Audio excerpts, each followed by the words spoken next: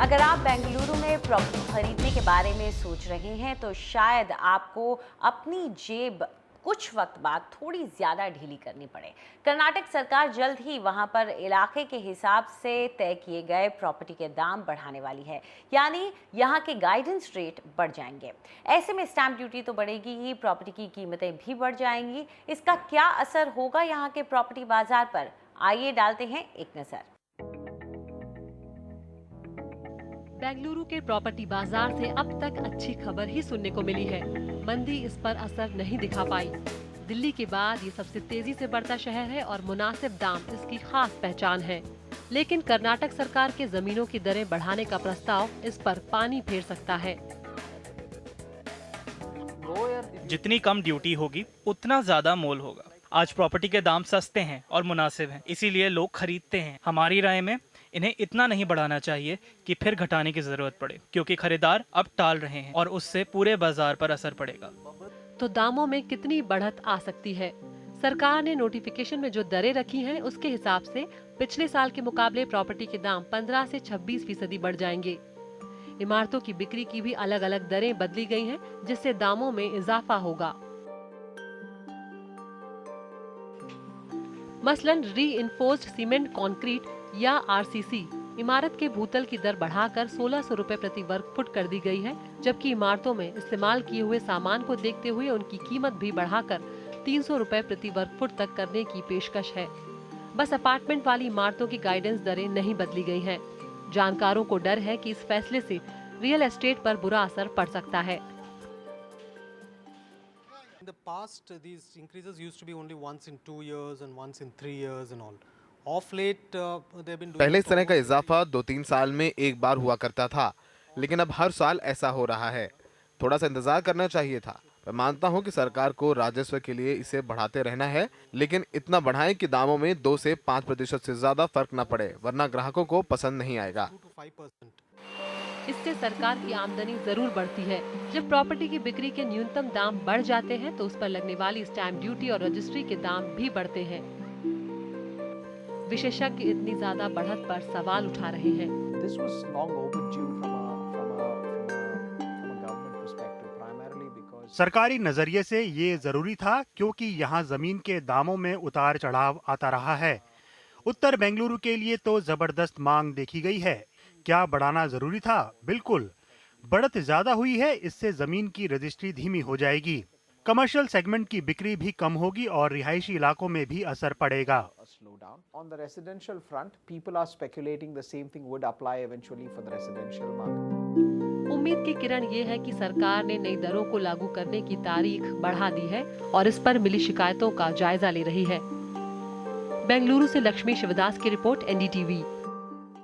तो कितना असर पड़ेगा अगर ये गाइडेंस रेट्स जो हैं ये बढ़ जाते हैं पूरे रियल एस्टेट बाजार पर? बेंगलोर एक ऐसा मार्केट है जहां पर हमने फिर भी थोड़ा बहुत एक्टिविटी देखी है। तो चलिए इस पूरे मुद्दे पर चर्चा करने के लिए हमारे साथ हैं जग्गी मारवा, जो कि मैनेजिंग डायरेक्टर हैं साउथ इंडिया JLL इंडिया के, और डॉक्टर चंद्रशेखर हरिहरन है, जो कि एग्जीक्यूटिव चेयरमैन है बायोडाइवर्सिटी कंजर्वेशन इंडिया के। आप दोनों का हमारे साथ जुड़ने के लिए बहुत बहुत शुक्रिया। शुरुआत आपसे करते हैं मारवा साहब। 2013 में हमने देखा कि एक इंक्रीज हुआ था और अब दोबारा से जो राज्य सरकार है वो बढ़ाना चाहती है। आप क्या मानते हैं कि ये वहाँ के प्रॉपर्टी बाजार को संतुलित करने के लिए है या इसका उल्टा असर पड़ सकता है? एब्सोल्युटली ये उल्टा असर पड़ेगा। 2010 के बाद मार्केट काफ़ी नरम हो थी, एंड इट्स बीन पिछले 2-3 क्वार्टर में हमने देखा है कि काफ़ी प्रोपेंसिटी आई है मार्केट में। नई गवर्नमेंट आने के बाद there is a positive sentiment in the market. Bangalore has always been थोड़ा सा अलग हटके है in the sense that end user market है, और ये जो इन्होंने 25-30% की जो प्रस्ताव रखा है in terms of increasing the guidance value, इसका एक्चुअल असर तो पड़ेगा बायर पे, बिकॉज जितने बिल्डर हैं वो अल्टीमेटली ये प्राइस तो उन्हीं को पास आउट करेंगे, and what it will actually translate into कि बाज़ार में फिर प्रोपेंसिटी घटेगी, और ये जो प्रस्ताव रखा है, this is actually if they had done it a little more scientifically, because हर एक जोन के ऊपर अगर ये लोग निर्भर करते हैं, अगर हाइट कितनी है, FAR कितना है, vis-a-vis with regard to just a plain simple vanilla price, that would have been much better. But this is a very drastic move. और अगर हम इनका अगर गवर्नमेंट इसको अगर ठीक तरह नहीं देखेगी, it will be a very long term detrimental position for the real estate market in Bangalore. जी, मार्केट पर तो असर पड़ेगा, लेकिन हरिहरन साहब आप क्या मानते हैं, क्या इसकी ज़रूरत थी? स्टेट गवर्नमेंट के लिए करना ज़रूरी हो गया था? जगी जो कह रहे हैं वैसे बहुत ठीक कह रहे हैं। It's not that I am talking from industries point of view. ये दुख की बात है कि वैसे जैसे उन्होंने कहा, अभी पिछले साल में ये एक ऐसा एक रेज हुआ था, 6 साल 2007 to 2013 there was no revision at all. The government sat on it because they said that there were other shifts that were happening at the political levels. The sad part is that in 1 year, if they want to see an increase, 15% से अभी 25% तक जहां जिस इलाके पे आप जाओ आप, you will see the difference. अभी आप अगर you took areas like the CBD itself, which comes under the BBMP, आप देख रहे हैं वैसे कि 15 से 18% का राइज हुआ है वहां, which means that the rates from 15,000 to 18,000 rupees per square foot तक वैसे उनका गाइडेंस वैल्यू पे रिवाइज किए हैं। दूसरी ये बात है कि वैसे बॉम्बे में a similar proposal was made about 8 months ago. आप तो जानते होंगे कि वैसे रेडी रेकनर गाइडलाइंस 2014 का एक चर्चा हुआ, वैसे असेंबली में भी उसका डिस्कशन हुआ था वहां महाराष्ट्र में। 2 months ago they took a decision to say that we will put on hold. The reason was that they saw that the tax that they will secure because of the delta increase is not so significant. This is a detrimental measure. This in a time when the markets are down, as Jaggi said, we cannot have a tax like this or a rate hike like this, which is going to be a disincentive. The other is that if you look at the power of attorney and the rationalizing of the stamp duty there, in Chennai they have increased it about 10 times, and the reason was that the government was genuinely losing money in an area like the power of attorney duty itself.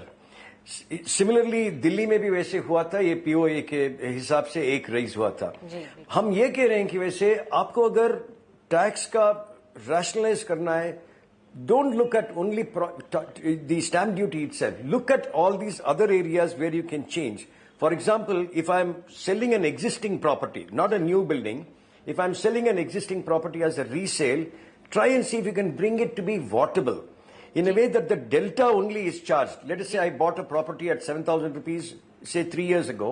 I'm selling it today at 10,000 rupees. Charge me for 3,000 rupees per square foot. तो ये ऐसा है कि वैसे there has been, this is something we have taken up. जी, तो मारवा साहब आपसे जानना चाहेंगे कि जो मेरे समझ में आ रहा है वो ये कि सरकार कह रही है कि हमें 2,000 करोड़ रुपए का फायदा हो जाएगा अगर हम ये गाइडेंस रेट बदल देते हैं।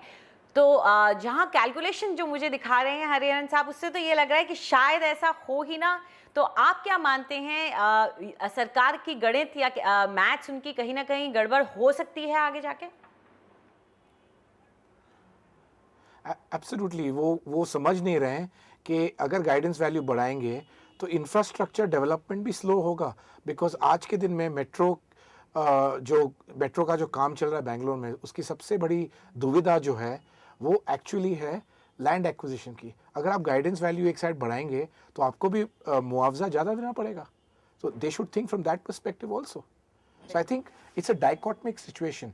On one side, they are saying they want to increase add money into the treasury, but at the same time, they are also going to pass on more back to the people in terms of compensation. I think there has to be a serious thought कि ये 3-4 साल में अगर एक बार आप review करें, and more importantly, take the people together. People don't mind paying additional stamp duty, but it has to be rationalized. If they are making profit, अगर मुआवजा profit बन रहा है, जी आई एम सॉरी, हाँ जरूर लोगों से पूछिए, सलाह मशवरा कीजिए, इंडस्ट्री बॉडी से पूछिए, बात कीजिए। ये नहीं कि आर्बिट्री डिसीजन ले लें और पूरी रियल एस्टेट जो इंडस्ट्री ग्रो हो रही है, जो 3-4 साल से प्लेग थी इंडस्ट्री, उनको आप गोल्डन गूस को आप किल कर रहे हो। जी जी हरिहरन साहब, यहाँ पर आप भी कोई राय रखते हैं तो क्या कहेंगे इस पर आप? हाँ जी, मेरा इतना ही कहना है, if there is a revenue deficit, if the government needs money in terms of whatever be the form of taxation, they should look at it. We have no difference at all. You know, we don't want to disagree with the government on this. However, you know, look at Bangalore. Already it is one of the highest taxed cities in India today. दूसरी बात यह है कि if they want to look at an increase in tax, let them not look at new buildings and registration. यहाँ Bangalore में, and if I say this now, the government might decide to take this also, while they will keep the property tax and stamp duty also as high. अभी regular property tax जो है, ये annual जो हम देते हैं हमारे buildings पे, in Bangalore it is only 10% of what it is in Bombay today. Now, if there is a way they can tell themselves that they can increase from what it is at about 0.6% today to about 3%, that means a 500% increase in property tax. And if they raised that 1,500 crores that they want out of the property tax increase and not the increase in registration and stamp duty amounts, they will have served, they will have cast the net wider. See, the number of properties that are bought in a city like Bangalore is no more than something like 15 to 20,000 in an entire year.